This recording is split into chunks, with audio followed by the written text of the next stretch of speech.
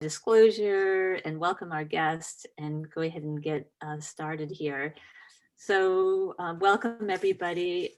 We've got some guests and looking forward to hearing from Margaret about the lighting ordinance. I know that I had some emails from several people, so there's definitely interest in that. But I'm just going to go ahead and let you know that this meeting is being held pursuant to and in compliance with Albemarle County's Continuity of Government Ordinance, and the meeting is being recorded. And it looks like we have a quorum here. We've got everyone except for Kate, Lonnie, Bruce. Hopefully he's able to hear, Emily, Michael, and Nancy. So I believe the only person we're missing is Kenan. And so welcome everybody. And we've still no audio for Bruce, but he's going to try his phone. But I also want to welcome also our attendees. We've got Ruth Douglas and Lucinda Shannon, welcome, and Rick Barnett. So really happy to have you today with us. And Margaret, who's going to be joining us just shortly. Let's see. So we are going to go ahead and review the agenda and approve, and then also review the December minutes and approve those as well. So does everybody unless I raise my hand, so you don't have to be too quiet. So here is our agenda, and can I get somebody to move to approve the agenda? Thank you, Kim. Yeah, I move to approve the agenda. All right, thank you. And a second on that? I'll second. This is Lonnie. Okay, well, look, we had simultaneous second. As I heard Emily, I also heard Lonnie, so thank you so much on that. And then we also, I hope everybody got a chance to see the great minutes that Kim sent out earlier from our December meeting. Does anybody have any questions about that? And Christine, I think we need to vote on the agenda. Oh, yeah, we have to vote. Let's vote on the agenda. Sorry about that. All right, let's go ahead and go through the list here. Michael. Aye. Aye. Lonnie. Aye. Emily. Aye. Kate. Aye. Nancy. Aye. And Bruce. I don't know if he can. And there's got his hand up. Hooray. All right. I hope we got everybody there. All right, wonderful. So then if we can go ahead and move to approve the minutes, December minutes. I so move the approval of the minutes. Thank you, Michael. And a second? I second. Thank you, Bruce. Glad to hear you. And if we can go ahead and vote on that. Kate? Yes. Nancy? Yes, is there any way that perhaps we could just all wave our hands, or do we actually have to go through? Yeah, I think we need to. I think it needs to be a roll call, unfortunately, because that's the way the it was written. Okay. All right. So we got Nancy. Thank you. No, I lost my place. Emily, did I get you?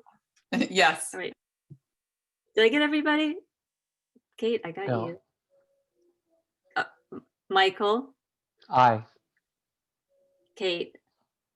Yes. Lonnie. Aye. Did I get everyone? I vote yes. Okay, thank you, Bruce. Even though you seconded, do you still have to, you approved and you second, you still have to vote? Yeah, you do. Even Okay, even okay. I'm getting it straight, you guys. All right, terrific. Well, we got through that. And then we can go ahead and welcome our guest, I believe. Is that where we are in the agenda here?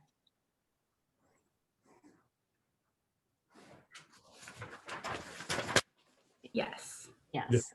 Okay, fantastic. Thank you. Margaret, thank you so much for being here and giving us a little overview of the lighting ordinance and being here to answer our questions. I know that this topic is Rick Barnett is an attendee, and I know that he's interested in the topic. And I also got an email from the Scottsville, I believe it's Scottsville City Manager, Matt, who was interested as well. So I don't know if he can join us, but I've been studying and looking at it and trying to understand it. And I'm not sure if you'd like to just give us a little overview and then we can ask questions from there. How does that sound?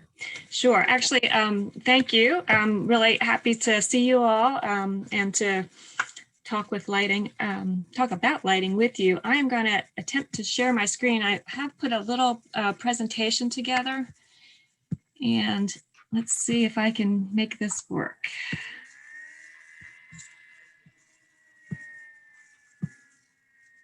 Can you see my slide? Awesome, great. Okay, so I want to sort of just start by saying that this is the first time I'm giving this presentation, so I'll try to not make it too clunky, but I apologize if I stumble through some of it. And I also want to say that I'm not a lighting expert. I don't have any special training in lighting. I just happen to have reviewed a lot of lighting plans during my time here at the county. So what I thought I would do tonight is just sort of explain the county's lighting ordinance as we use it on a daily basis as we're reviewing lighting plans that are part of site plans. So hopefully you'll find that useful, and I will definitely try to answer whatever questions you might have after I get through this. And if I can't answer your questions, then I'd be happy to write them all down and bring the answers back to you at another time. So what we refer to as the lighting ordinance is section 4.17 of chapter 18 of the county code. And the ordinance identifies the purpose of these regulations as protecting the dark skies, protecting the general welfare by controlling spillover and glare, and regulating the direction of light. 4.17.2, and there's lots of words on the screen, and don't worry, I'm not going to read them all, and I don't expect you to either. They're just there in case we need to refer to them if we need to get into the details at all. So this section of the ordinance it tells us that we apply the ordinance to development proposals that require site plans, and that's primarily commercial development. And we apply it to fixtures with lamps that emit 3,000 lumens or more. And we'll get to the 3,000 lumens in a little more detail in just a minute. This section also addresses high intensity discharge lamps in the rural and residential areas. But to be honest, I have never applied this section of the ordinance. It's never come up in the work I've done. And I think that it's probably there merely to make it possible for dealing with complaints that might come in for maybe really bright lights or glary lights that might be found in the residential or rural areas. Well, I'll hold my question. Thanks. So section 4.17.4 addresses two primary things. One is that 3,000 lumens that we just mentioned. And what it does is it outlines the wattage equivalents for the various types of lamps that we might come across. So for example, if somebody's proposing a pole light in the parking lot that has a metal halide lamp in it, this tells us, and you can see in the blue text on this screen, if a metal halide lamp is 40 watts or more, that's equivalent to 3,000 lumens. And that means that that fixture needs to be a full cutoff fixture. So this outlines all the equivalents for the various types of lamps that we might come across.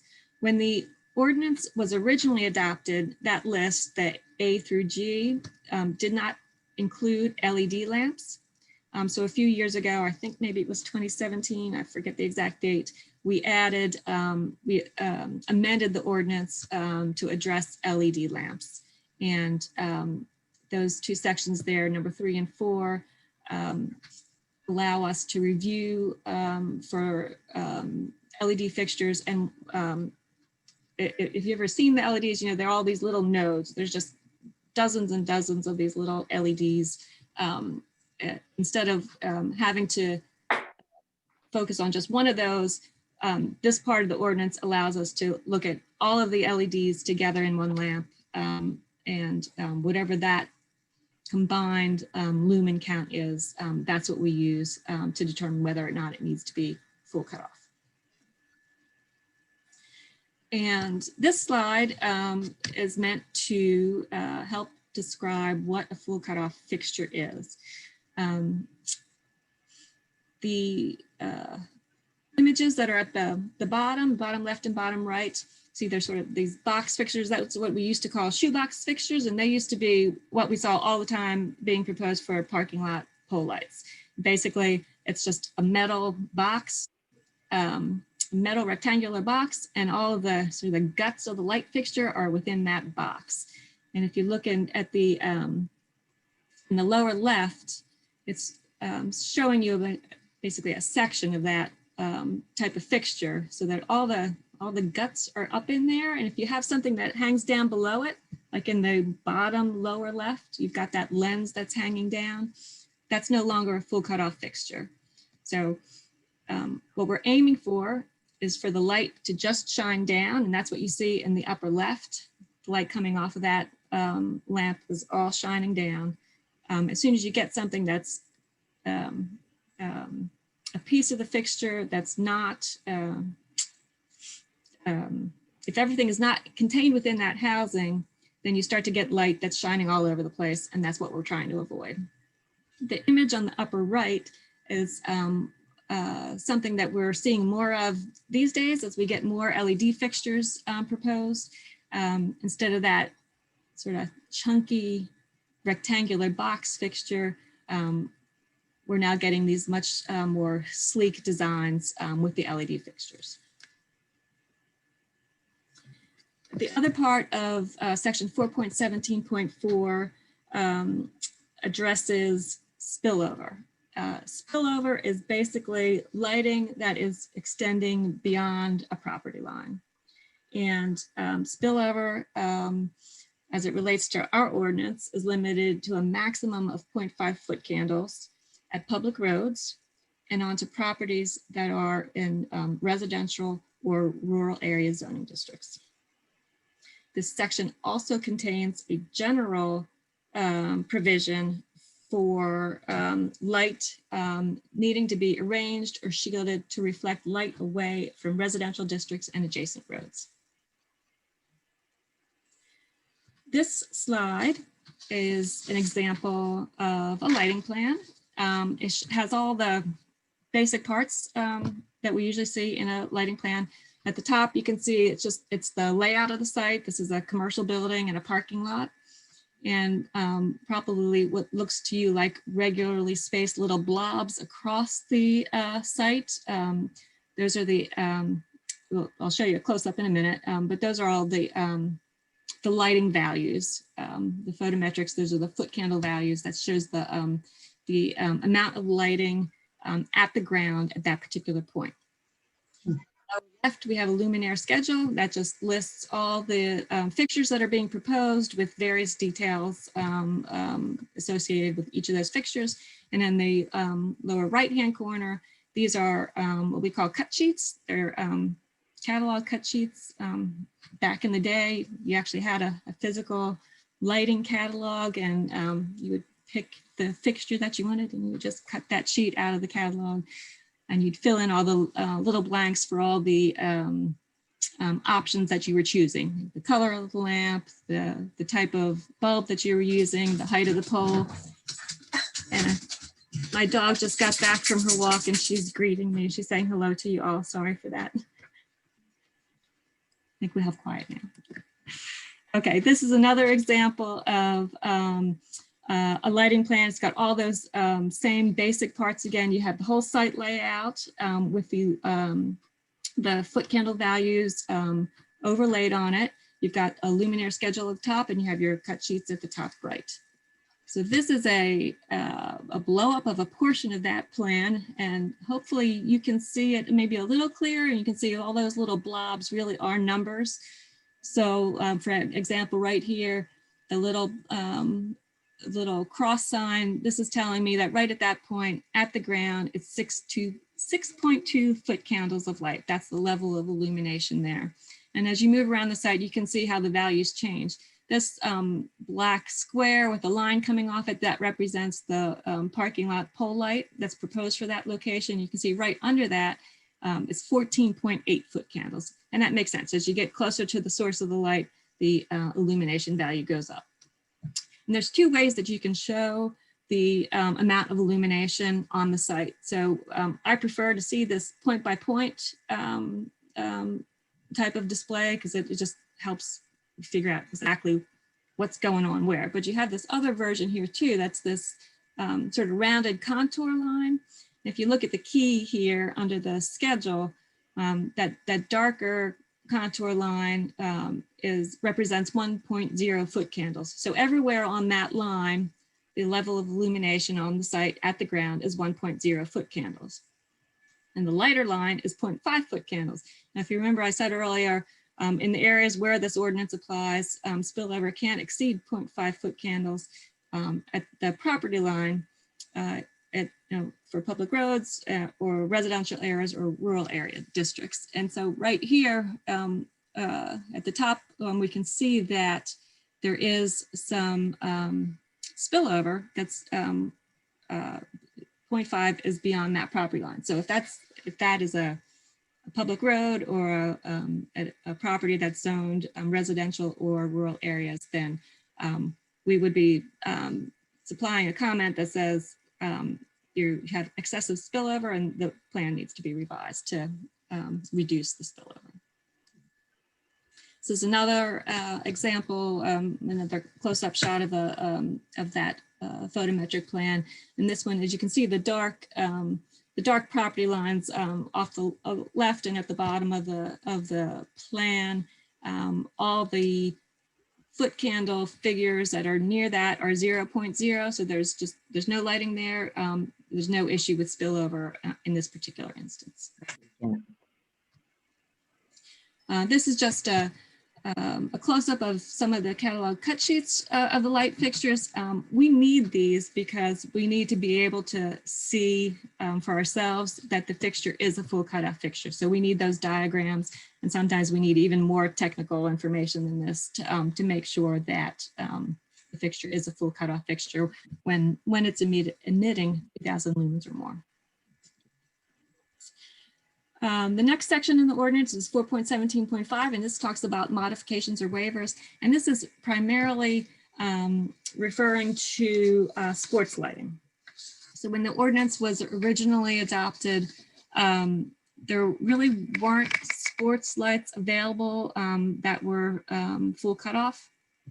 And so we still needed to be able to provide for safe playing in the fields. Waivers were available to be able to still use those lights. And in the past few years, Musco, I would say one of the primary manufacturers of sports lighting, has developed full cutoff sports lights. And that's what you're seeing in this middle image here in the bottom left of the middle image. It might be a little hard to tell from the angle of the photo, but this is considered a full cutoff sports light. These others in this middle image are not.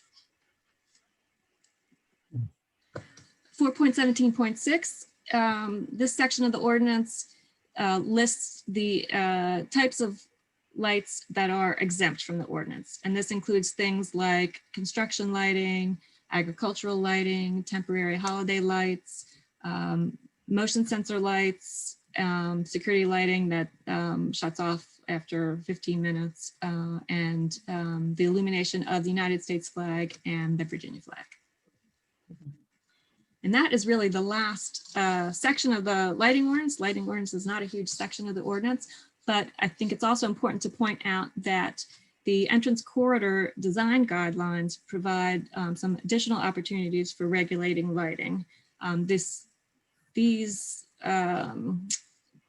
would be limited to the entrance corridor overlay district, but the Architectural Review Board does typically require or can require, and usually does,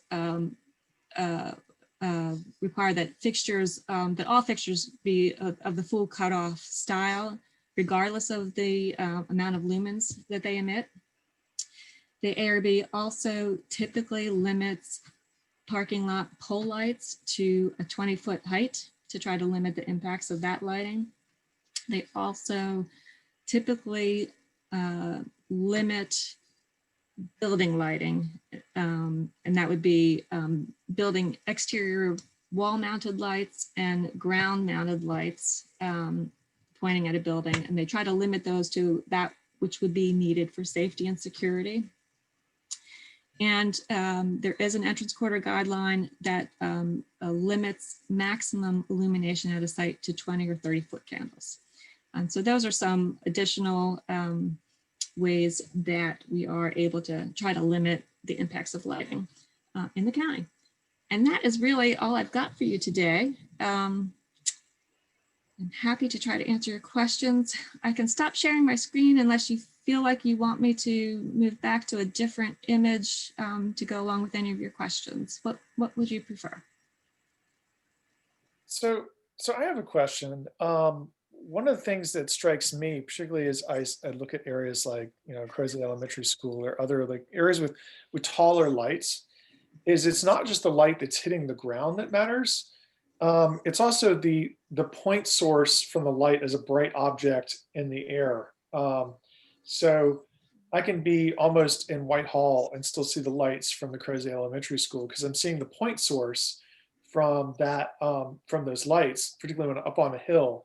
Right. So that even though the lights are maybe directed downward, you're still seeing that point of light shining from that light. And that's a real problem in terms of biodiversity because you are attracting every night flying insect and interfering with natural migration patterns and other things.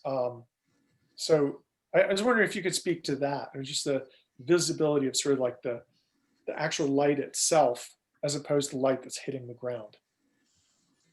Well, the fixtures that you're talking about, how tall are they? Those Crozet Elementary ones, those are pretty tall. I would say I'd have to guess. I'm just in my head, I'm thinking over 30 feet. I mean, they're big. Yeah. Yeah. I see what you're saying. I think, again, in the entrance corridors, we can address some of that because the ARB does have the ability to limit the height of lights. The ordinance, the lighting ordinance section does not have a provision for that. But it's certainly something worth considering for future amendments. Well, and since it doesn't seem like it applies to the rural area, I mean, and agricultural things seem to be exempt, I'd be very concerned. I've seen some situation with wineries or places that are having special events because you may have weddings that go into, the wee hours of the night with, and some of those wineries have installed, or other wedding event venues have installed these really bright lights that you can see until late into the evening, in the rural area. And so those would not be covered by the districts that you refer to. I think that's probably an accurate statement. I think there are some properties that have that are allowed to have special events through a special use permit process, and that process could allow you to add regulations related to things like lighting and noise and other impacts produced by those events. I have a question of clarification. So like, for example, on Avon Extended, a new business opened up and I could see that they definitely, it's absolutely, it's an LED light and it's way more than, I'm sure, 3,000 lumens. And, you know, what, isn't that subject to like any business that opens and puts new lighting in? Don't they have to follow this ordinance? And there's definitely spillover onto Avon and, it's really, really bright. It's like, and so that's my first question is this ordinance applicable to new lighting that's put up on buildings after 1998 when the ordinance was put in place? Yeah, well, it sounds like if it's on Avon Street, then it's probably a commercial or industrial property. And so it sounds like, yes, that probably is something that should be following the ordinance. If you want to email me after the meeting with the addresses, and if you can describe where, where that fixture is, we can ask our code compliance officers to take a look at that.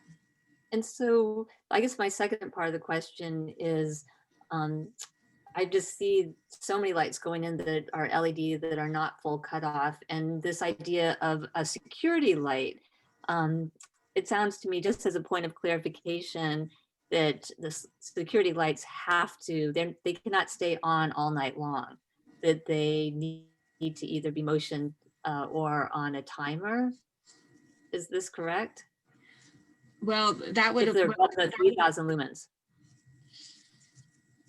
So that would apply in the areas where we're reviewing the site plan. So if you're talking about a security light on a single family detached residential lot, I think the way you would get at that is with the that more general clause is really for the high intensity discharge lamps. So I'm not what are you talking about? I'm Residential property or? Well, that's what I'm just trying to clarify. Does this apply to residential areas? I mean, when I read the ordinance, it looked like it does, but you're saying no, it doesn't. Well, so most of these regulations apply to areas or properties that have where site plans are required. So you can have a residential development that has a site plan, like like I'm thinking the ones that are out between under construction now between Route 20 and Avon Street, Spring Hill Village. So those are attached townhouses. So that's residential, and the lighting ordinance applies there. But for just so I think you're clarifying. So it's only residential properties that had a site plan. I'm gonna pull up let me share my screen again. Would that include by right subdivisions that occur, by right subdivision developments that occur in the rural area? And then I'd also have the same question about grandfathered commercial properties in the rural area as well, like on 250 near Crozet, where you have a bunch of stale zoning for commercial industrial. So if there's a commercial property that hasn't that has no, like maybe no approved site plan, and they haven't done anything, haven't changed anything that would require them to have a site plan, then yeah, I think anything that's, if there's fixtures there that don't comply with the current ordinance, there's nothing in the ordinance that says they have to be brought into compliance. I'm just saying, like, we've had because there's still zoning in the rural area in several areas, particularly the 29 South corridor, also 250 by Crozet. There's sort of outdated stale zoning that allows commercial in those areas. So we've had things built like the Restoring Station or other gas stations being built using that steel zoning, are the lighting regulations being applied to those? The lighting regulations were applied to Restoring Station, yes. And so would they also be applied to rural subdivisions where something is being developed by right? It's not necessarily rezoning, but where you have one of the larger developments occurring in the rural area. Those developments where you've got the single family detached houses, I think, can you see my slides again? Yeah, I see applicability.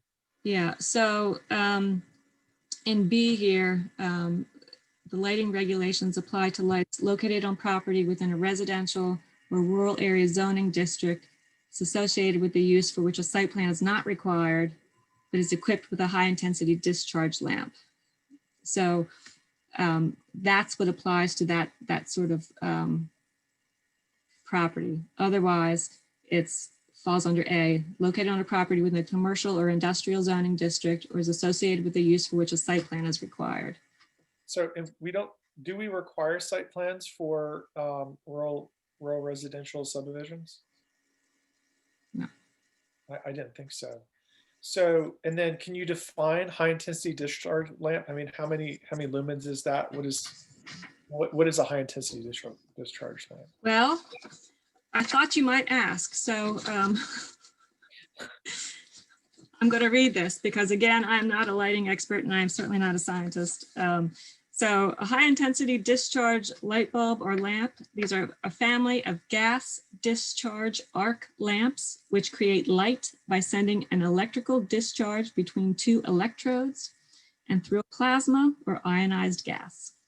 An additional gas is generally used, and the gas serves as an easy way to classify the major types of high intensity discharge lamps. So these are mercury vapor, sodium, and metal halide lamps. Wow, and that's a pretty narrow group of lamps, and ones that are probably not even going to be built anymore.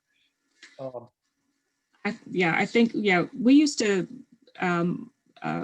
parking lot pole lights all used to be metal halide, and they're all switching to LED. So that's probably the LED are producing more lumens, and so this might be a good place for updating this, perhaps. Well, Yes. LEDs are equivalent to metal halide, and I know that because I keep saltwater aquariums and I grow corals, and the corals die if they don't have the right spectrum and amount of light. Mm-hmm. It's not until the advent of the newer high-powered LEDs that you can grow corals without using metal halide. And so I know, LEDs are functionally equivalent to metal halide in terms of the spectrum and intensity of light that they're producing, which is, it's confusing to a lot of people because they're not using as much electricity, so their wattage is way low, but the intensity of the light is the same as what you'd get off of the metal halide. The frequency is a big problem as well, because the frequency is much more similar to daylight than the light that's produced by incandescence, which is more yellow.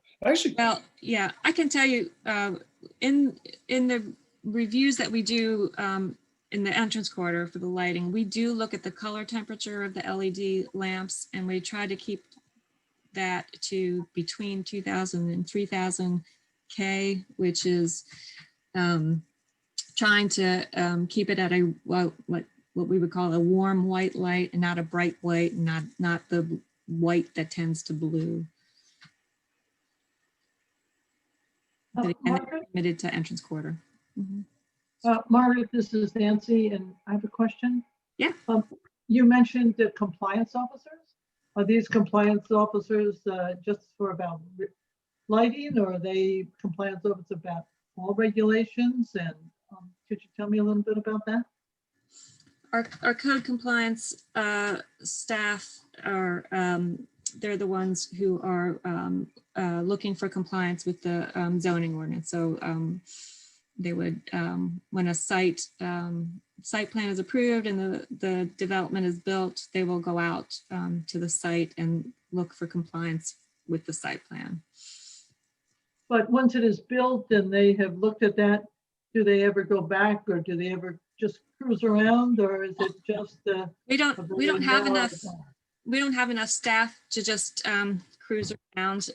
Unfortunately, it's all complaint based. So that's why I said earlier, if Christine, if you have a particular building that's got a particular light that you think is not meeting ordinance requirements, there's a way to report that. We actually have a complaint line, and I can get you that information, and you can call that line and state what the complaint is, and it gets added to the list, and the code compliance officers look into that. Margaret, And Margaret, just as a follow-up to the earlier questions and along these same lines, so anything that falls under B on this applicability clause is essentially going to be complaint-based. Is that correct? Because it would not have a site plan. Yeah, I mean, it's not something that I have ever looked at a plan to review for. So I think that probably it's if it comes up, it's probably based on a complaint. So is there a technical name for, I mean, I'd lack some of the technical things to call these. So, the full cutoff, it seems like that does sort of direct the light downwards somewhat. But Yes. if you're standing on the ground or even on an adjacent property, it seems like you can still see that light. I mean, not the light that's reaching the ground, but you can actually visibly see the light bulb, as it were. Yeah. Yeah. The glare is one of the tricky things to find ways to deal with. It's sort of on the list of things that you want to limit, but you're never going to be able to completely eliminate the ability to stand next to a pole light and look up and see the lamp. So like if you're on a neighboring property and you can actually see the light bulb, that seems like a problem. And I don't know what you call that. I mean, it seems like you could design a light bulb. You could be standing on a neighboring property and not actually see the light bulb. I mean, you may see glare, some amount of light disseminated reflective off the surface, but you shouldn't actually see the actual bulb. yeah, I mean, I think topography and vegetation can, work either way to help that or make it worse. But those are a couple of things that sort of provide opportunities and challenges. Can I we ask, have a question Right. from Peggy. She wants to know, what about yellow lights for house porches? I thought they didn't attract insects. I cannot comment on lights and insects, except that I try to stay away from them because mosquitoes love me. So, Can I ask a question? This is Emily. Hey, Margaret, thank you for your presentation. sure. I was wondering, I know one of the things the committee has talked about before has been the lighting at schools. I know Lonnie mentioned schools, but in particular like sports lighting. And I know you said that, so probably all of the lighting that we're seeing now is not full cutoff because that's a fairly recent development in sports lighting. Are there any incentives for them to change that? I mean, I live in the Benavir neighborhood, and when we drive down the road, we can see Albemarle High School. It's like 4 miles away. Like I just looked on Google Maps as the crow flies, it's 4 miles and there they are, like bright shining lights like in the sky. And the other, so one, are there any incentives for schools and things to change to these new sports lighting? And also, I didn't see that there was anything in the regulations about how long they're allowed to have the lights on. I mean, one thing that committee members have commented on in the past is like that we drive by and you're like, there's nobody playing here. These lights are not being used, and they're those tall sports lightings that aren't cut off full cutoff, and they're Yeah. just blaring away for like well into the night, and Yeah. nobody's there. Yeah, I can tell you a little something about that. Thanks. Incentives for changing the sports lights. There's certainly no county offered incentives. I could just imagine those lights are so incredibly expensive. It's just it's a financial issue. And I don't know. I don't know any way around that. So in that, let me jump to. So the section on modifications or waivers, again, you can't read all these words, but some of these words are saying there's a process you have to go through to get this modification or waiver to have these fixtures. And this goes through a review by the Board of Supervisors, and they can attach conditions to allowing this type of fixture. And it would not be unusual for one of those conditions to be something like lights need to be turned off at 10 p.m. or, whatever the hour is, I don't know. But I would think that there's usually a time cutoff for those. So if you're seeing a school field that's got lights on all night long, call that complaint line that I'm going to give you the number for, and we'll have someone look into it. Okay, no, thank you. I can't promise that they all did. I don't know that there aren't some that are grandfathered or whatever, but if something goes through this process, there's an opportunity to tie conditions to it. And that would certainly seem like an obvious condition to add. Okay, yeah, no, that makes sense. I mean, it's unfortunate that I think that, even it would be nice if there was a condition that was sort of not just a time, but more if the field's not being used and won't be for the rest of that evening, then they should just be cut off at a certain time. I mean, it seems like a waste of money to leave it on for hours. It does seem like a great waste of money as well. I would think that the county would care about that. Maybe they could save a lot of money by turning them off earlier and then spend the money that they've saved on the full cutoff lights. Right. Emily, what I've heard on that topic from users is often if the lights are turned off, that there's a delay to turn them back on again. And so that's one thing that I know people dislike about the whole turn them off concept. I'm not saying it's an issue. I'm simply, that's one of the things that has come up. Yeah, I don't know about all of them. I will say that I have played on Cars Hill Field, which is UVA's field down there at Emmett University. And I've been there when we've needed to turn the lights on where it's getting dark. And I mean, it's 5 minutes, 10. I mean, it's not a huge delay. Obviously, if you're worried about safety, if you're having fans come to a high school field or something, maybe it's more of an issue. But I would think that, just at least when every activity is over, turning them off, But okay, that's a good point. Agreed. May I ask a question? This is Kate.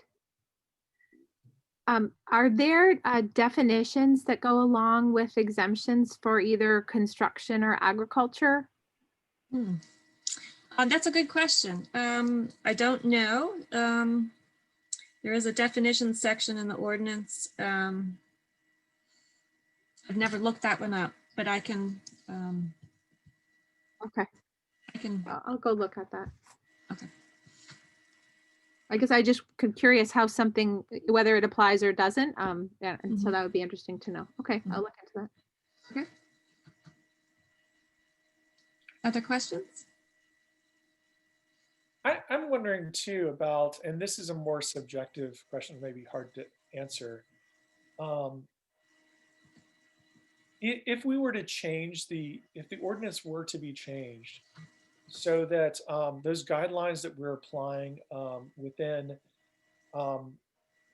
essentially the development area were to apply more generally throughout the county, would that, do you foresee like the complaints that you would start to receive to exceed staff capacity, or do you think you'd just suddenly be flooded with too many complaints that staff would not be able to handle them, or? Before, let me see if I understand your question. If the ordinance was expanded to apply all these regulations throughout the county, do I think that we'd get too many complaints to deal with? Is that your question? Yes.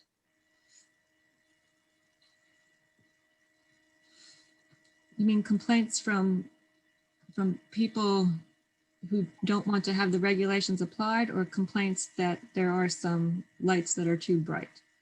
For example, the lumen requirement that light is not allowed to spill outside the outside the property boundary. I mean, do you foresee like people saying like, oh yeah, that's not allowed anymore? It's only calling the county and saying, Well, the ordinance would, I mean, when the lighting ordinance was first adopted, it was not made retroactive. So, I would, I would guess, I mean, we're making it up, but I would guess that would be the same situation. I mean, yes, if you were to make it retroactive, yes, there would be way too many complaints, and I mean, actually right now, I don't even think we have enough staff to just do the reviews that would be added for new development coming in. Yeah. Can I ask a question? This is Christine. And Margaret, I would just be curious to know from your point of view in terms of updating the ordinance, do you see, is there an area that you could point to that you think really needs to be addressed, or from your point of view, what would be a good move? What needs addressing or updating in the ordinance?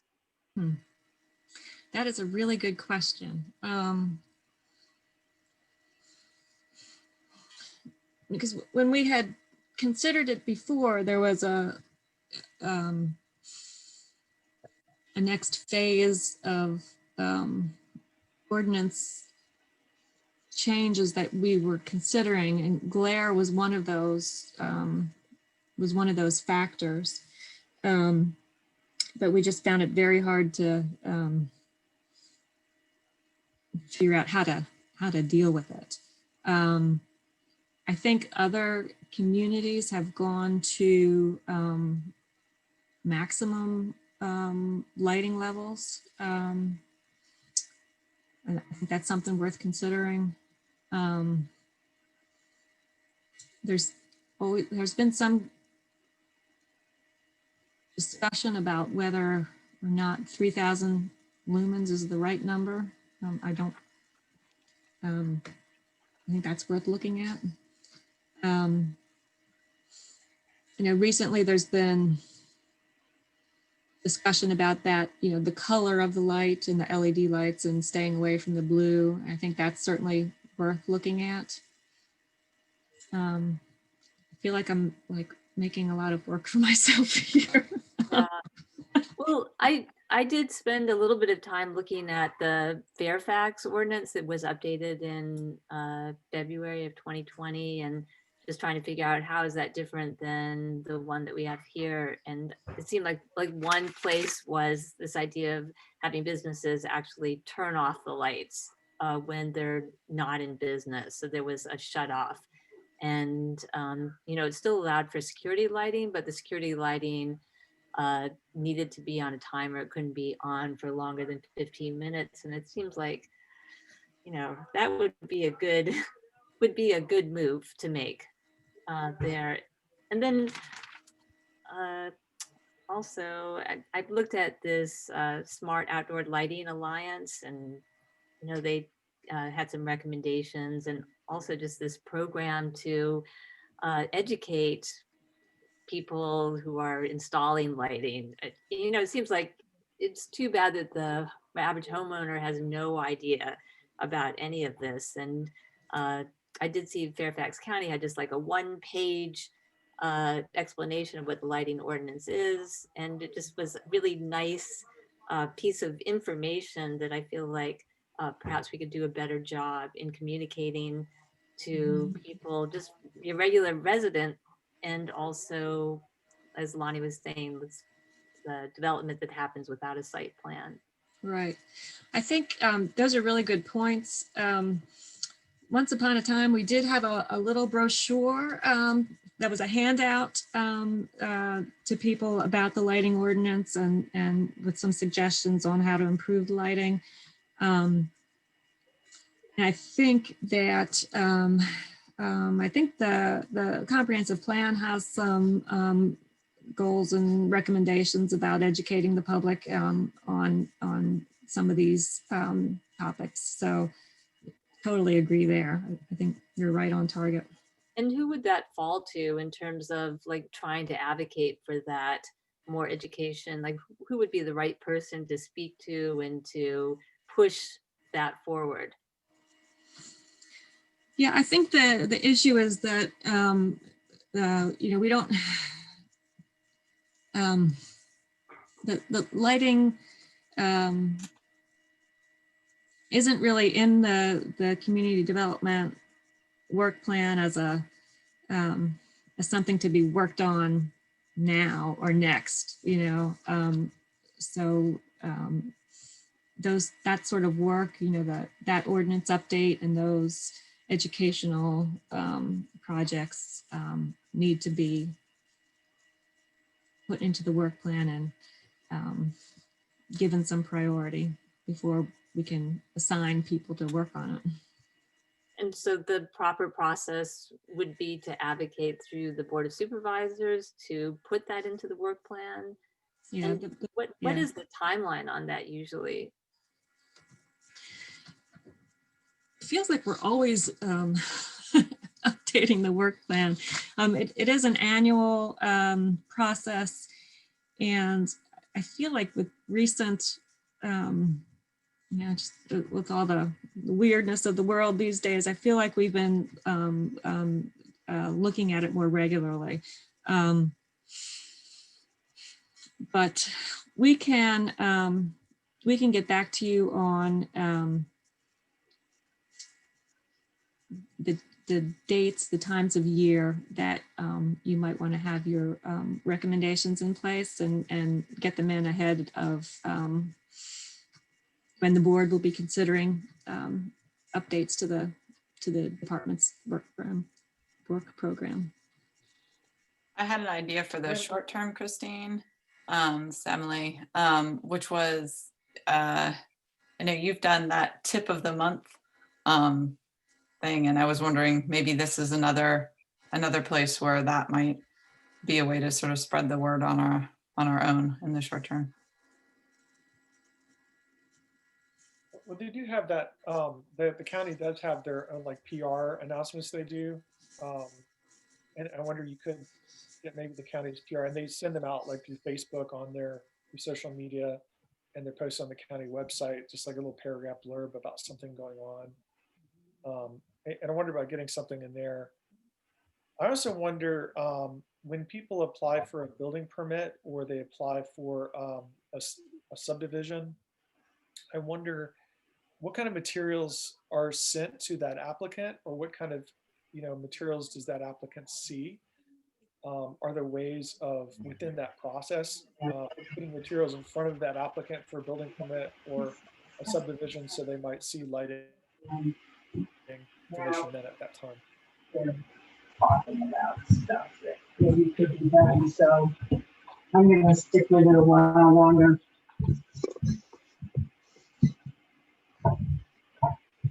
So I think I had a little trouble hearing some of what you were asking, but so a person applying for a building permit for what type of, for a single family residence?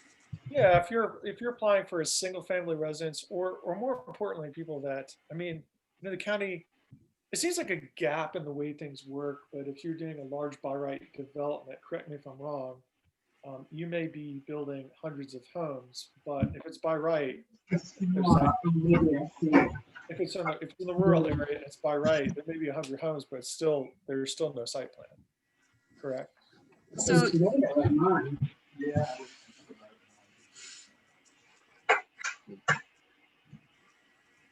Sorry, this is Oh, some background noise from somebody that's yeah.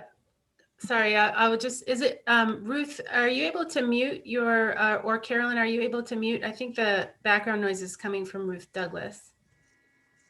Oh, perfect. great. So I think there is possibly an opportunity to provide educational materials to people that are coming in with building permits just to get their house built.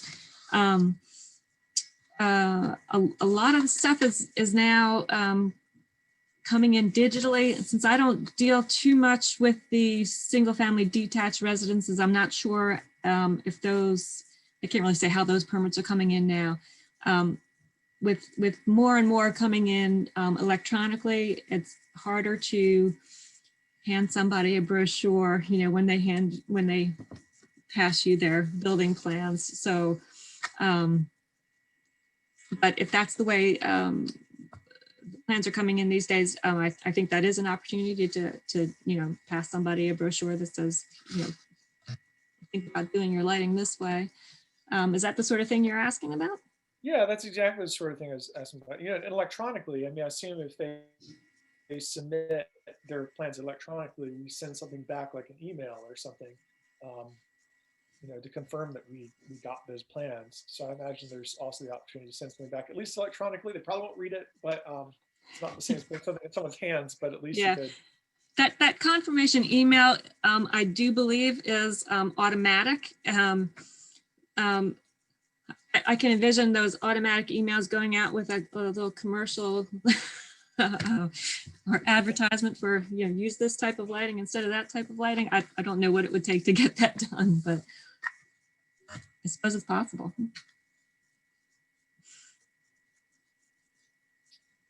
I wanted to make sure that everybody who had a question had an opportunity to ask it. And Bruce, did you have a question?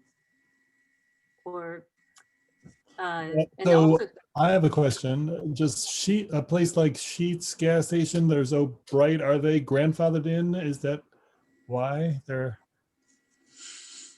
Well, we do have a Sheetz that's under review, but the county doesn't have a Sheetz gas station in place right now. Others that are, there are a few others, and I can't think of the brands, but that are very bright, and some of those, the ones I have in mind were very bright because they did predate ordinance requirements.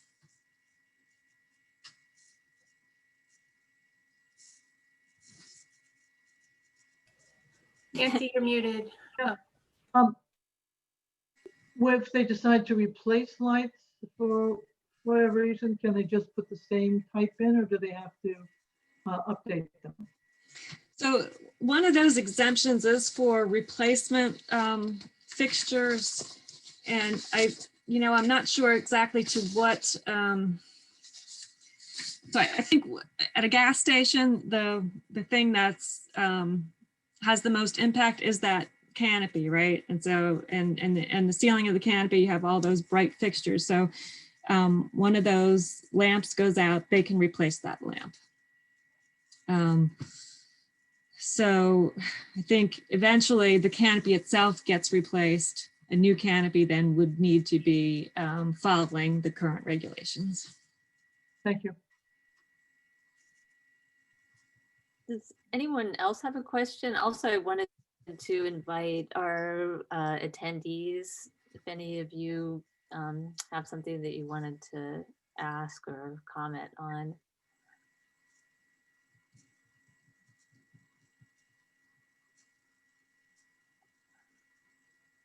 All right. Well, if there are no other questions, I really appreciate you coming to talk to us, Margaret. And of course, there's so much more that we would like to do, but see that there are some limitations in terms of staff and the complications of educating people. And But it sounds like there are some possibilities. I love Lonnie's idea about really thinking about those building permits and getting that information out there using social media from the website to perhaps do some education. And now we know if we do see something that doesn't look like it's right, we should go ahead and report it. Yes. So I But- will let Kim know what that information is, and she can pass it on to you all. And I just thank you all for the opportunity to talk with you, and thank you for your interest in the subject, and keep up your good work. yeah, well, Thank we you, Margaret. appreciate it. We feel much more informed at this point now. Great. And if you have additional questions after you think about it some more, just send them along and we'll try and answer them. All right, thank you. Have a Thank good you all. Good night. All right, good night.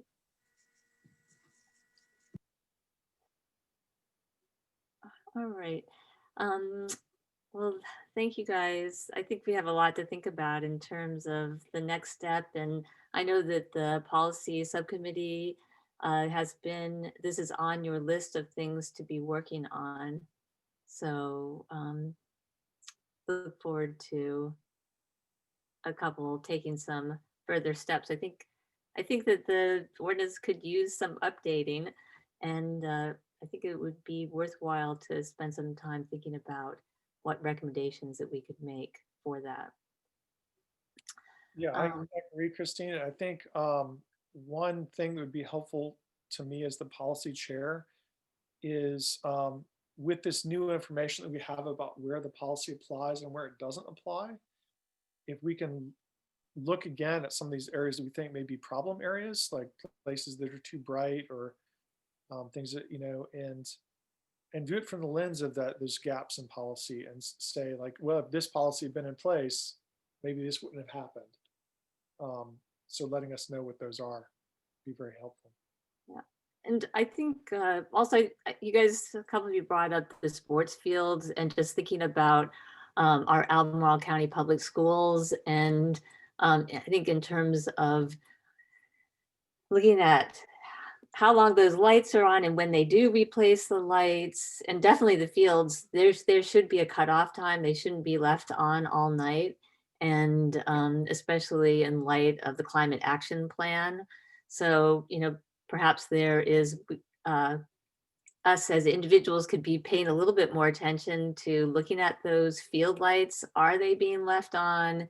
And perhaps we can, write a letter, think about the right person to really make sure that there is some system in place that they are getting turned off when those fields are not in use. So, all right. I also, so the next thing that's on our agenda is next time we meet in February, we need to elect new officers. And so I just want to say that I would be happy to continue as the chair. I think I had sent you guys an email to that effect, unless somebody feels, super energized and would like to take over. That is fine as well. And sounds like perhaps Emily would be okay continuing, again, unless somebody else would like to step forward. So I'm going to let everybody ponder that for the next month. And then when we meet again, we will go ahead and elect our new officers, if that's okay with everyone. Sounds good. And just Christine, you've been doing a great job. So I'm really glad you're willing to stay on. All right. Well, nothing like being retired and having some extra time. All right. So the next thing on our agenda is following up with the important sites. And I just want to say that I was in Biscuit Run, and just so happened to be that I was with one of the former officers of the Planning Commission, and we ran into the head of Cambic and Rex Linville, all on the trail all together at this intersection. And we just happened to be talking about how to, thinking about that corridor, greenway through into Biscuit Run. And at any rate, there were a lot of people in there. That's my report. We were right next to the Avon Swamp, which runs right along that trail. And it was being heavily used. So that is my report. There were bikers and there were lots of people, pedestrians, walkers going through there on a winter's day. It was in the middle of the week. It was like a Tuesday afternoon, and there were a lot of people in there. And Sorry, were also, cyclists actually going into the wetter areas where the swamp actually was? no, they were just on the trail that So, runs sort of alongside that. It's actually part of the land that actually where the Mill Creek HOA is. And that they actually own that land. So were they So- riding or were they just walking? Oh, riding their bike. Yeah, they were riding their bikes for sure. And I just want to say also that look like they are actively, maintaining those trails and seem to be moving forward. But they did say, that they are not doing anything to the southern end, but I think that they are really, looking at those plans that were put in place that we've all looked at and where the areas were set aside for the mountain bike trails. And I can't say that they are actively cutting new trails, but they're definitely maintaining the ones that are there.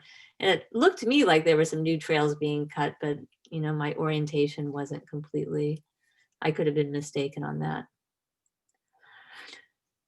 And then the next important site is Buck's Elbow. And Leah brought it to our attention with the Crozet Gazette article. And so thank you for doing that, Leah. And then fortunately, Kim has a lot of experience with that site. So perhaps she could share a little bit of what she knows to the whole group. Yes, I'm happy to share. And so, I'm really familiar with this property because I spent 2 years walking around it and working with the landowner on the easement that it's a Department of Forestry easement.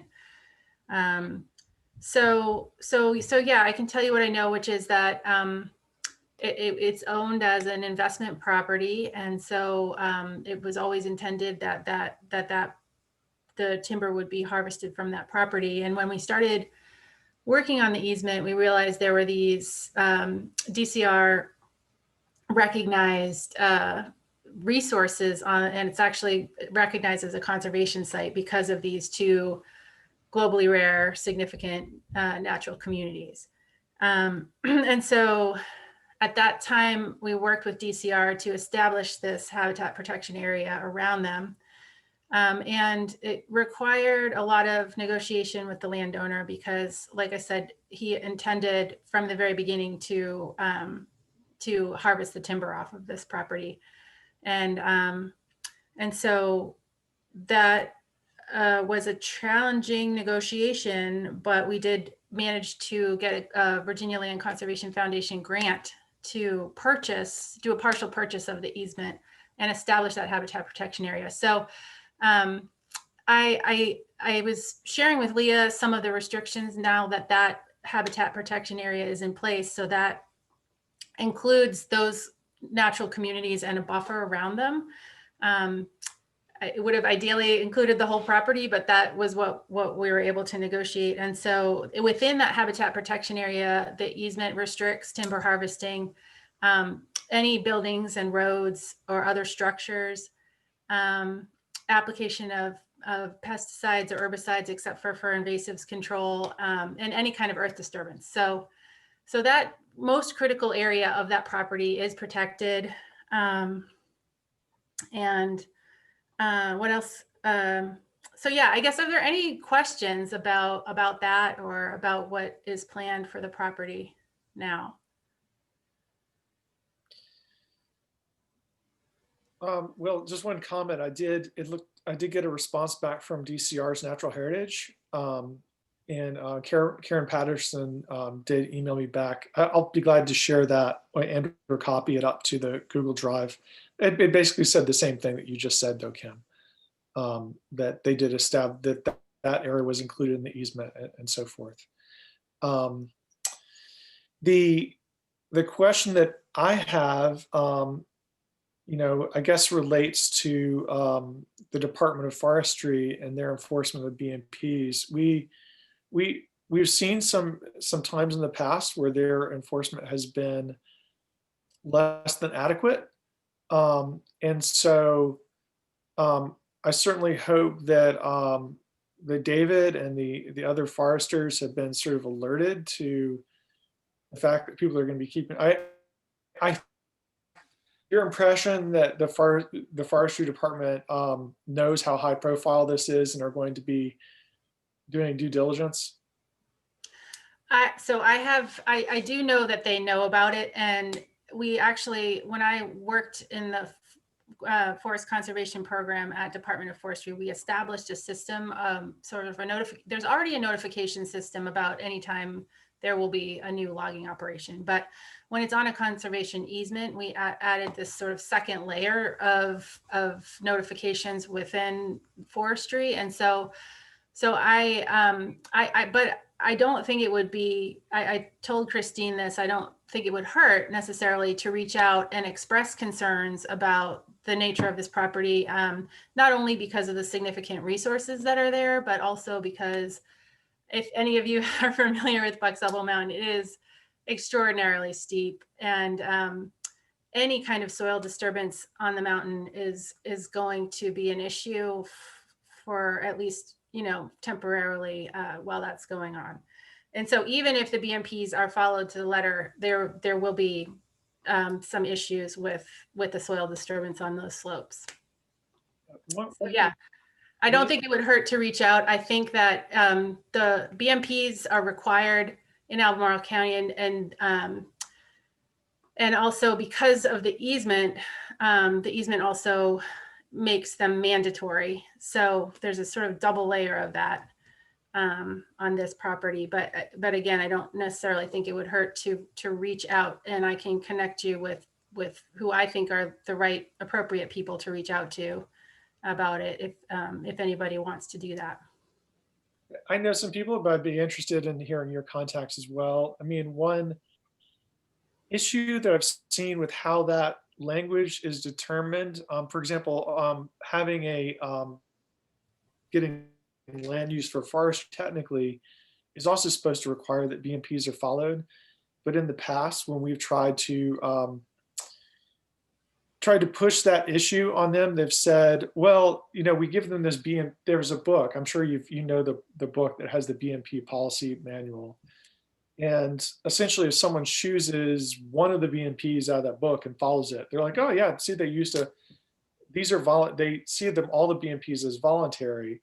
And so if anyone just does even one of them and they don't follow, so between following all the BMPs in the book and violating the water quality law, there's like this spectrum in between those two extremes.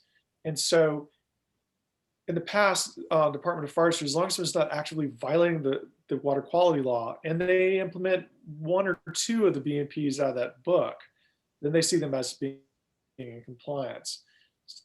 So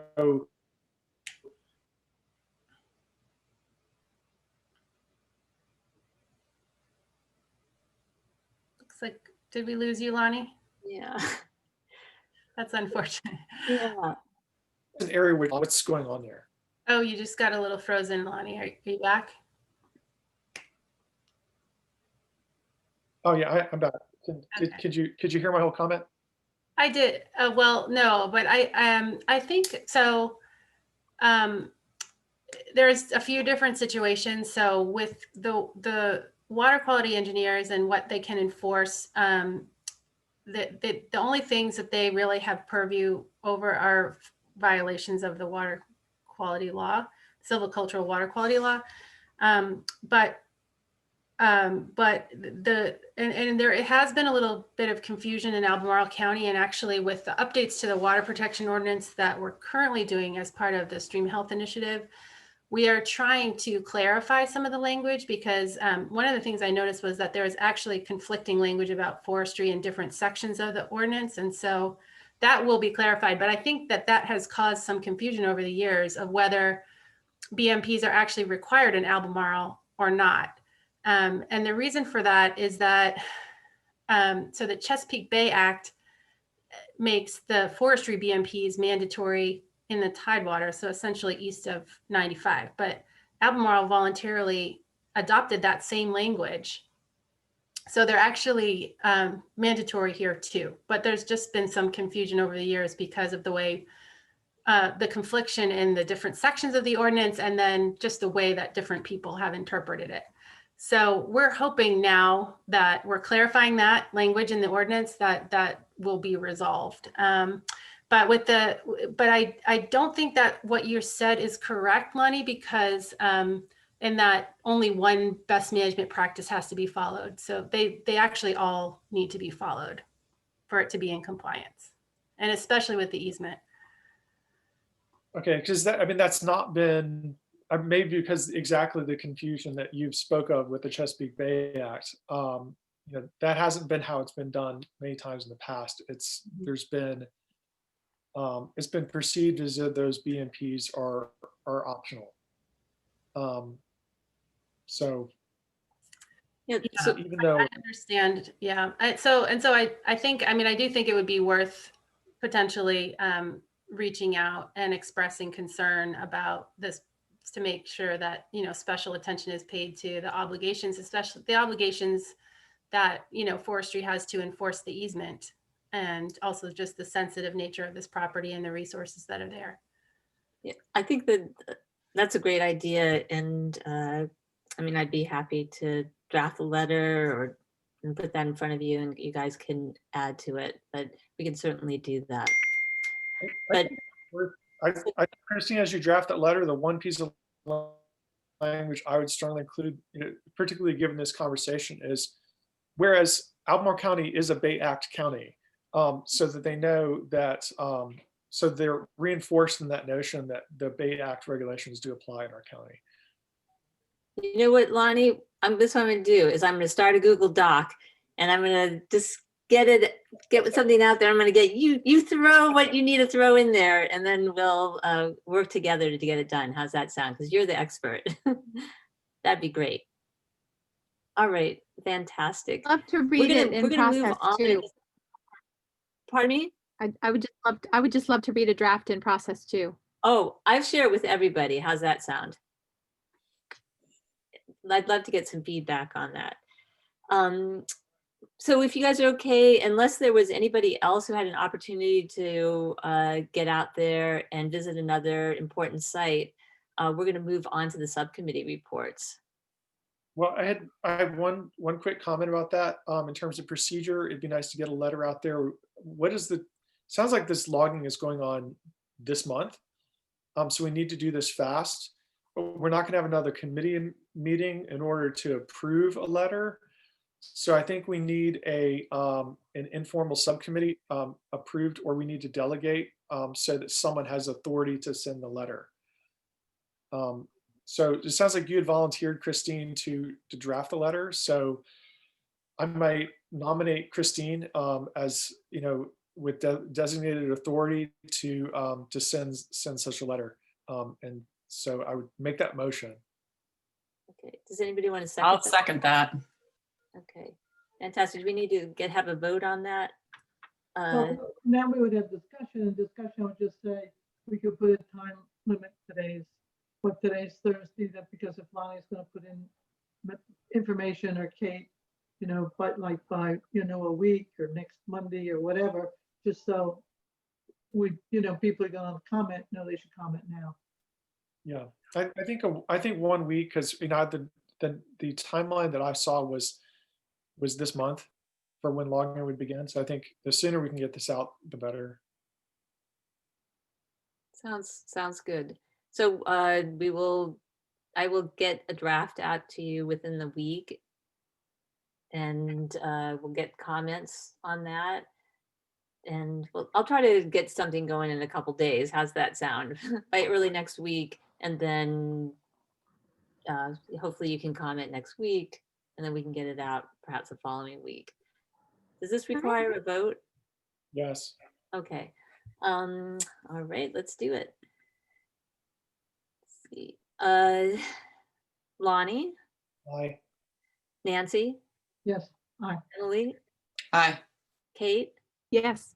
Michael, Aye. Bruce, Yes, unmute, mute. He had thumbs up. Yes. it's okay. Oh gosh. Oh my gosh. Peggy, great. I got back on. Thank you. Fantastic. Leah.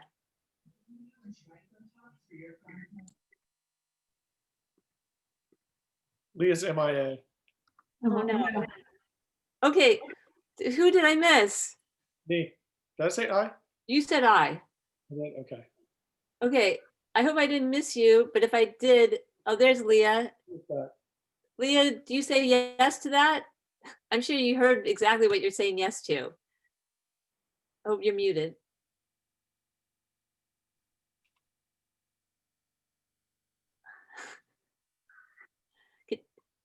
Oh, is everybody else saying yes to it? yes, okay, then I say yes. Yes. We're going to get a letter out about that, yes. Elbow to BOF about the best management practices and making sure that everything is done correctly. Just just expressing concern. That's great. And I'm going to get out a draft for everybody to look at and to comment on. Any opposed? Okay, fantastic. Thank you so much. So I'm Can I going ask to go a really quick question? Can I just ask a really, really quick question? Oh, yeah. Is this property, I thought I had heard something about an access issue. Is there some access difficulty getting to the logging site, or am I thinking of the wrong place? Yeah, there's a legal dispute concerning access to the property, but Oh, okay, so it is the same one. yeah, But the homeowner said he can't afford to dispute it, is his problem. yeah. Yeah. Well, I think also, what is that recent, Lonnie? That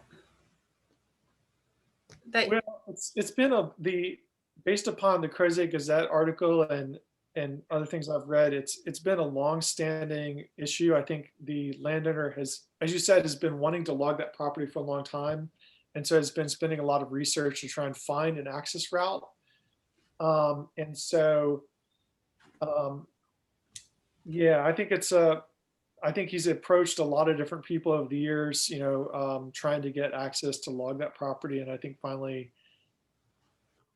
through some sort of deed research, has determined that he thinks he has the right of way across someone's property. And of course, that person doesn't think they have he should have right of way across their property, but they also may or may not have the legal resources to challenge it.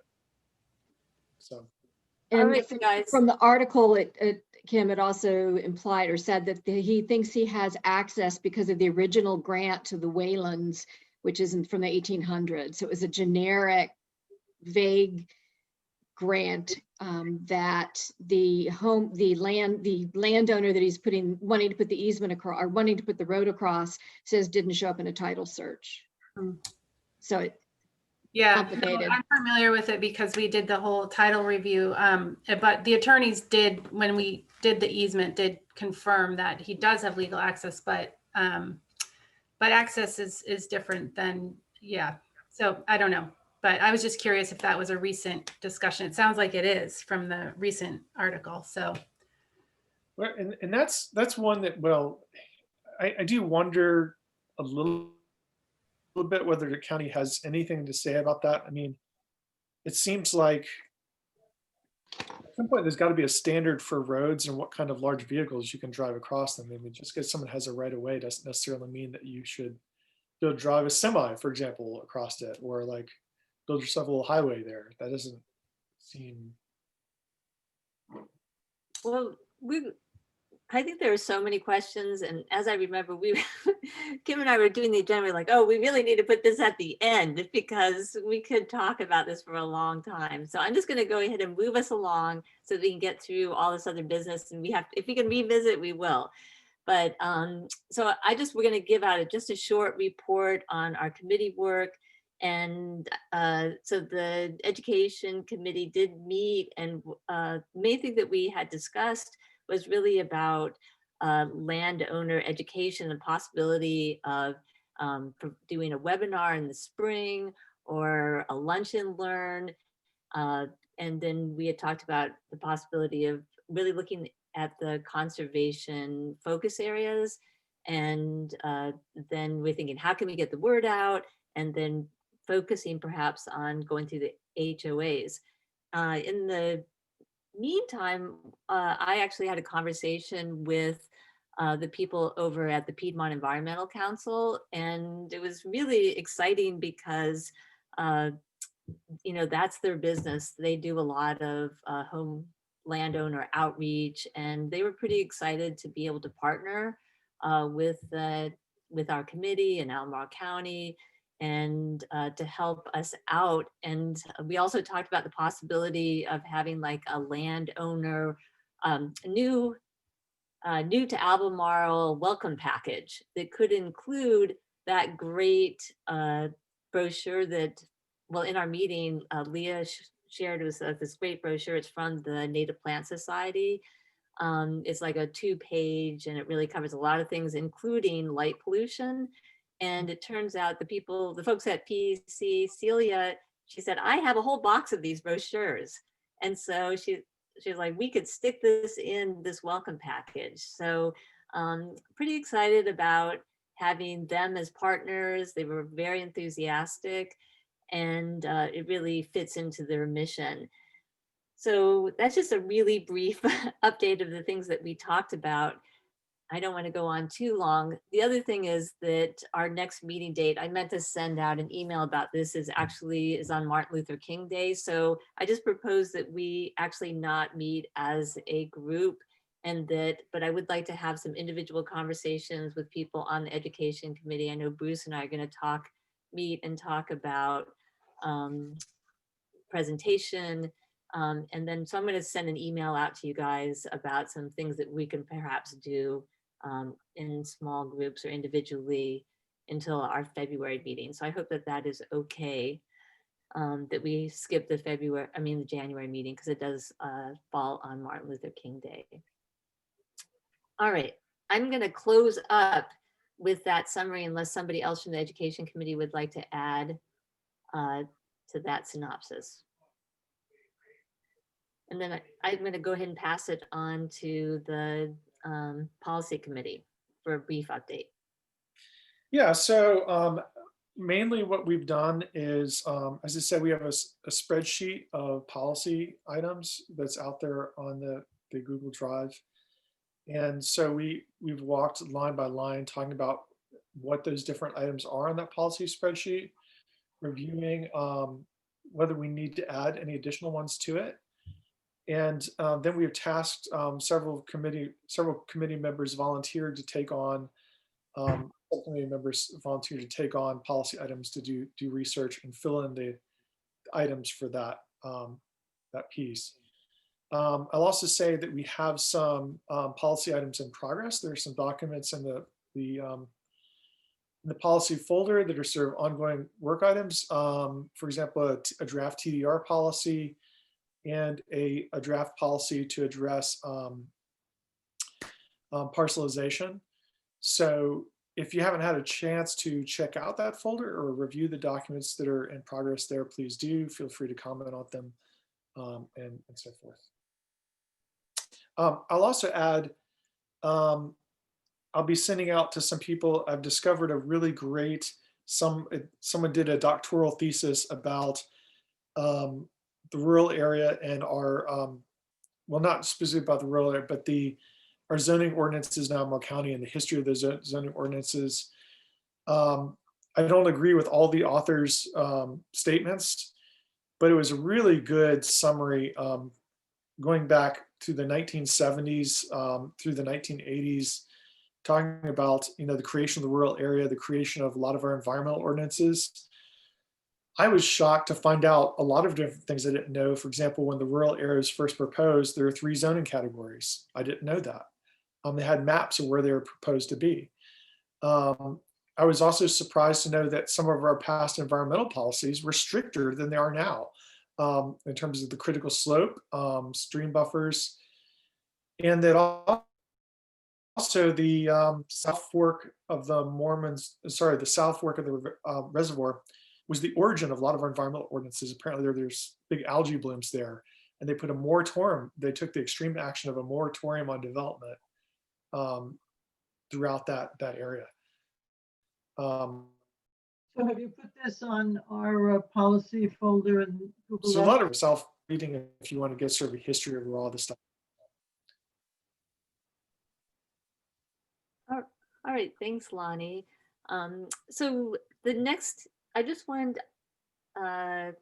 so everybody, we know that we are making some great progress on the wildlife corridors, and Leah has really done, she's on the committee, the state committee that's working on the collaborative, and she proposed to me, you know, perhaps this is deserving of a separate subcommittee, and I agree with that. So Leah, would you like to, she's written I believe a charter statement, and I think this is something that we'd like to bring to the full committee for approval to create a subcommittee that can just focus solely on the wildlife corridors. And Leah's willing to head that up. And of course, she's looking for a partner and in that as well. And I talked to Emily, I kind of twisted her arm a little bit about that as well. So at any rate, Leah, would you like to talk a little bit about your thoughts on that? Sure, yeah. Thanks. I just want to say I'm really thankful that we have Kim working with us. She's really involved in so many different things and helping all of our different groups. And I really appreciate that, and particularly with the wildlife corridors, I mean, since that's what she and I have been working with together quite a bit. What I put is a charter. Christine had said it could be pretty simple, and this really does kind of summarize it. Is just the charter of the subcommittee would be to research, identify, enhance, and/or create wildlife road crossings and wildlife corridor connections in Albemarle County, consistent with the Biodiversity Action Plan and identified conservation focus areas. So priority areas have already been identified for us, and Kim and I have already been working quite a bit down along US Highway 29 south of Charlottesville, and realized pretty quickly that rather than wildlife corridors that we think about, a lot of times our first thought is like a strip of land or an area of land. But the issue along Highway 29 is that 29 bisects two very important corridor areas.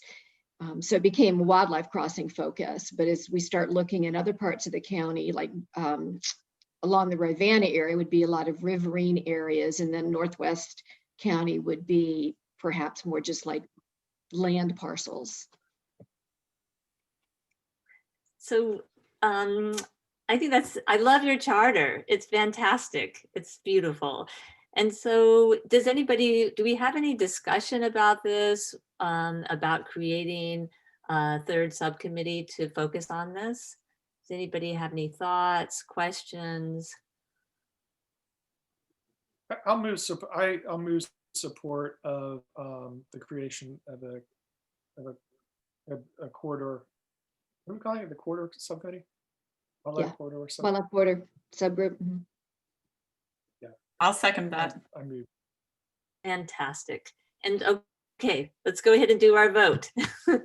All right, since you're there, Emily, do you vote in favor of this? Aye. Okay. Leah? Yes. Lonnie? Aye. Nancy? Yes. Bruce? Yes. Peggy? Yes. Kate? Yes. Michael? Yes. Okay, I hope I got everybody. Your names keep on flipping all over the place. Did I get Bruce? I did get Bruce, right? Okay, fantastic. And, you know, please reach out to Leah if this is something you would be interested in and willing to help her with that. And we are trying to keep the committee just to 2 people, and then that way there's no need for county staff to have to oversee the meeting. All Yeah. right. And Christine knows I'm willing if somebody else is like, yes, this is just what I've been waiting for, go for it. I'll let you do it. But if nobody else chooses to speak up after mulling it over, I'll join you, Leah. Great. Hooray. Wonderful. Thank you so much, Emily and Leah. I'm so glad. This is really exciting work that's happening. And thank you, Kim. She has been working, putting some great energy into it as well. So it's moving forward. And speaking of which, I think we actually have a little update here on our list. Yeah, I can give just a quick update because we're getting a little short on time. But so Leah, you weren't here last time, but I actually presented before to this committee a little bit about what we're doing on 29 South, and since then Leah arranged to have me speak to the Virginia Safe Wildlife Corridors Collaborative about this potential project, and there's just a lot of interest, and so I got a lot of follow-up from different folks who are interested in supporting the effort, and Leah wrote a beautiful summary of some of the sites that after visiting some of these sites that we've decided to sort of focus in on and explore a little bit more in more detail. And so, yeah, there's just been a whole series of discussions with VDOT, and PEC is very interested because a lot of you are probably aware of the aquatic connectivity work that they've been doing in the region, but not in Albemarle. And so they're interested in it from that perspective and supporting it. So there's a lot to come. It's, I think, going to be a very long-term project because it's not currently in my work plan, but I'm excited about the subcommittee, and Bridget, who we've also heard from here, is going to help us set up some camera traps at some of these sites that we're interested in, so we can get a better sense now of what types of species and the frequency that these underpasses are being used. Oh, you're muted, Christine. Oh, fantastic. Thank you so much. Yeah. Great. All right. And so you just, Kim, just a really, I don't know if you heard about the invasive policy, if you were able to get any feedback. Oh, yeah, I was. And actually just heard about this today, and it's finally finalized. So if we have a moment, I can share it on the screen. I actually was going to send it to all of you, but I literally just received the last final revisions from Facilities and Environmental Services, and also from County Parks and Rec. So I won't spend a lot of time, but let me just quickly share it. And that way, and I will also email it to all of you. Let's see. Okay. I guess Great. And while you're doing that, I just want to mention to everybody, I just happened to go to the United Way website, and I think I'd mentioned this last time that the Nature Conservancy has an AmeriCorps volunteer, and there's a lot of activity in terms of opportunities to do invasive plant removal. And so they're making it happen even with COVID in small groups at various places. So it looks like an interesting model. Wait, bye, Michael. So I'm trying to, it's sort of underneath my screen thing. I'm trying to figure out how to make it bigger. Well, anyway, let's see, maybe I can do it this way. It's just underneath the taskbar. So, No. Oh gosh. Hold on. So oh, there we go. Were there changes, I or things? just a view option, and that way you can see it better too. Yeah, is this better? So So just Yeah. really quick, I'll just give a quick synopsis. So we had some discussions with Rod Walker and others, and of course it's in the work plan that the committee is very interested in invasive species issues and also in working in county parks. And so I went ahead and put this together and then got some feedback from County Parks and Rec and from the environmental manager who is involved with some of these chemical management policies, because folks like Ruth, who I don't know if she's still here, but also Rod Walker and others on the committee were interested in, what can volunteers do in county parks and how do we go about that? And, can they apply chemicals and can we have groups go out and do invasive management in parks? And so I pulled this together as a summary. So to help us understand what the policies currently are. And then, and so that's what's on this first page. I won't go into detail because I'm going to send it to you, but there's two policies, the safer chemical management procedure and the invasive weed control procedure, which is more focused specifically on parks.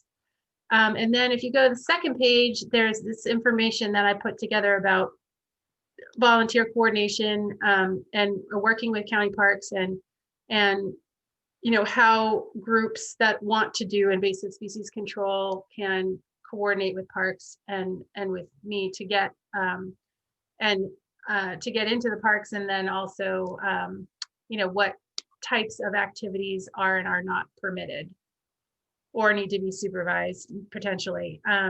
So that's what this is in short, and I'm ready to send it out to you now that it's final. So I'm really excited about that, and I will make sure to get it to Rod as well, because I know he was really driving this before I got to driving it. So that's any questions about this? Well, I think this is great. I mean, it's a step in a process, right? Yeah, and I think it will be helpful if the idea of ambassadors in parks develops further, or having a more organized effort ever comes into being. Then we'll have this to help guide that effort too. Yeah, fantastic. All right. And I think you're still on, Kim, because you're going to talk about stream health. Okay. Yeah, I don't really have anything much to report at this point on that, except to encourage you all to get involved. This project is launching now this month. Probably all of you get the county email, but and actually, so there's a sort of stakeholder list of email group, and Christine as the chair is on that, and Lonnie is on it. I think Nancy, you might be on it because you were previously involved in the Stream Health Initiative, but if other folks want to specifically get involved and have me add you to that list, if you already get the county emails, you'll probably get an announcement about it soon and be able to opt in to receiving information and announcements about it. So just let me know. All right. And Kim, you will give us guidance, I'm sure, on what we can do to be supportive in addition to anything else, right? Yeah. There will be a lot of opportunities for that. Fantastic. All right. And so I believe the last item here is the annual report. And I sent you guys just kind of a really rough draft of that. And I don't know if anybody had a chance to take a look at it. But of course, part of it is setting some goals for 2021. And I was sort of at a loss because I looked at the rolling work plan, and like there's a lot on there. And so for me, it's like, how to begin, like, I almost feel like, can we just share the rolling work plan, or because there is so much there, like how to format what those goals are, because they are all over the place in a way. And so Christine, maybe we could talk a little bit more next time about prioritizing our goals then. Yeah, I think that'd be, Yeah. I don't think we have enough time. Really get into some of these things. Yeah, and maybe also the policy committee could just prioritize policy, and the education committee can also sort of educate, let's maybe in the meantime, right? We could say, like take 3 items on that list and then prioritize. So we'll definitely, one of the goals can include the wildlife corridors. And maybe there are a couple sub goals in there for them. How does that sound? So when we come to our next meeting, perhaps we can already have done some of that work of prioritizing in those different areas. What do you guys think about that? I think that's good. Certainly the policy committee would encourage you to look through the various policy things on the spreadsheet and provide input if you think there's some of those you'd like us to address more than others. Thank you, Kim, in particular, for providing us input on some of the ones that were of most interest to you. And certainly, I think stream health has got to be a major policy item for us this year, since that's on the county's radar. But otherwise, provide us some input. Yeah, that's a great suggestion, Lonnie. And now that I've been given the invitation, I will do that myself.